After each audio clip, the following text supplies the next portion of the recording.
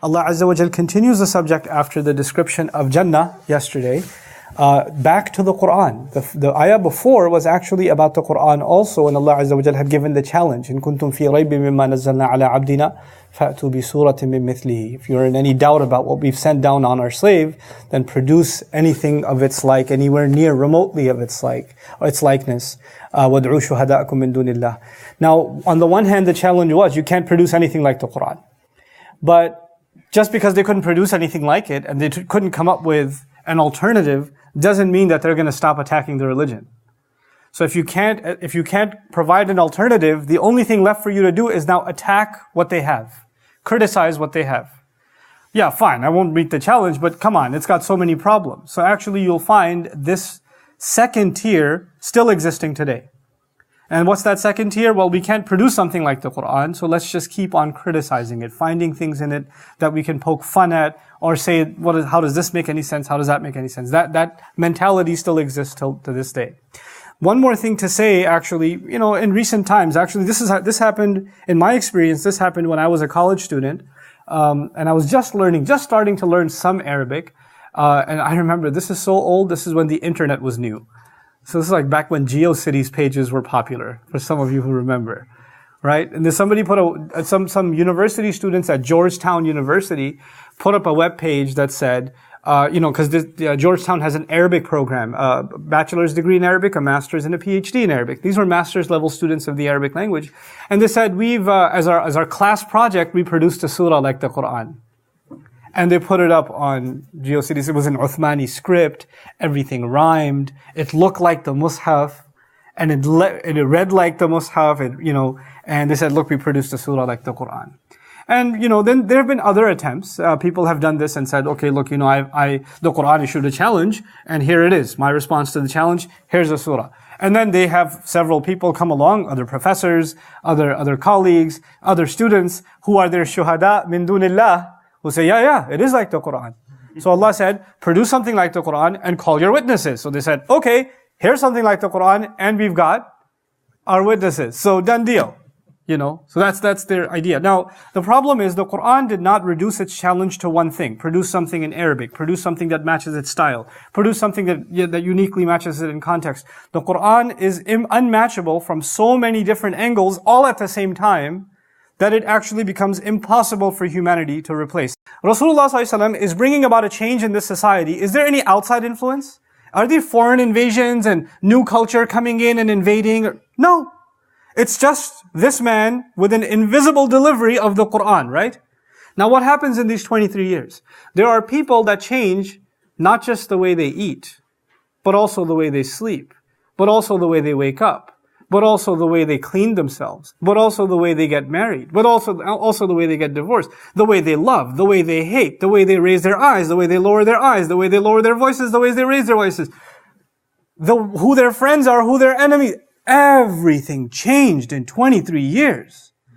Culturally, socially, spiritually, economically, politically. There is not one facet of human life for these people who believed in the Prophet ﷺ that it didn't change. And in 23 years, this society changes in every imaginable way. Allah Azza wa Jalla says about just the words of Allah, He compares them to the ocean. قُلْ لَوْ كَانَ الْبَحْرُ مِدَادًا لِكَلِمَاتِ رَبِّي لَنَفِدَ الْبَحْرُ قَبْلَ أَن تَنْفَدَ كَلِمَاتُ رَبِّي وَلَوْ جِئْنَا بِمِثْلِهِ مَدَدًا. That if the oceans were turned into ink to appreciate for the purpose of the words of my master, if you were to just try to appreciate the words of Allah with ink that was the worth of oceans, you wouldn't be able to find enough ink. And the words of Allah would still remain unappreciated.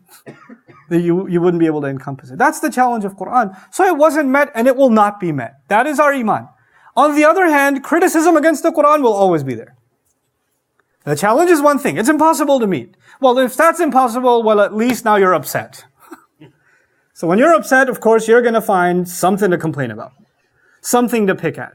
Oh, there are so many contradictions in the Quran. Doesn't even make sense. It says this and it says that. And there's going to be all this kind of talk. Right? And Allah Azza wa Jal preempts it in the surah. He says, إِنَّ اللَّهَ لَا يَسْتَحِي. No doubt about it, it is in fact Allah. He is not ashamed. أَنْ يَضْرِبَ مَثَلًا. Ma. To give an example. Arabic students know that the word mathal is nakira. مثلا, when you add ma, it actually makes it even more. This is ma al-ibhamiyya. This is actually making it even more ambiguous. Any kind of example whatsoever. Whatsoever. In Arabic expression, back in the day and even today, if somebody says, man, I'm hungry, give me some food. What do you want to eat? Shay'an ma. Just give me something, man. Anything, I don't care. It's all, doesn't matter, just let me eat. This is ma. In other words, Allah says, Allah has no embarrassment. He has no hesitation in dropping whatever example, in striking an example of any kind whatsoever. This is actually an educational principle in the Book of Allah. And from it, we learn educational philosophy. In order to get the point across, you have to get out of your comfort zone, and you can't be formal. When you think about the benefit of the student, you have to talk to the student at a level that the student will understand. You shouldn't just talk in high language with big words and, to impress somebody of how much you know and how much exhaustive vocabulary you have and how many books you can quote. That's not teaching. You're just trying to impress someone with how much you know. Teaching is when you talk to people in a way they can actually learn. Allah Azza wa Jalla, let me guarantee you, has better vocabulary than all of us. He has a more sophisticated knowledge of science than any scientist. He has more sophisticated, deeper understanding of the nuances of the unseen and the seen and Iman than any of us. But Allah chooses, subhanahu wa ta'ala, to talk in language, وَلَقَدْ يَسَّرْنَا الْقُرْآنِ لِلذِّكْرِ. He made the Qur'an easy. Sometimes you read a book on aqidah. Or you get into, for example, the ayat are coming later. فَسَوَّاهُنَّ سَبْعَ سَمَوَاتٍ ثُمَّ اسْتَوَى عَلَى الْعَرْشِ الاستواء على العرش. You study tafsir of this ayah. You read the Mu'tazilis and the Maturidis, and you read Imam Razi, and you read Ruh al-Ma'ani, al-Alusi, and you're reading pages and pages and pages of what does it mean, and it's so abstract, you want to pull your hair out. And Allah, when He speaks, He's so straightforward, simple, no complications. Study a philosophy text. College students have taken philosophy classes before. How much fun is it to read a philosophy essay?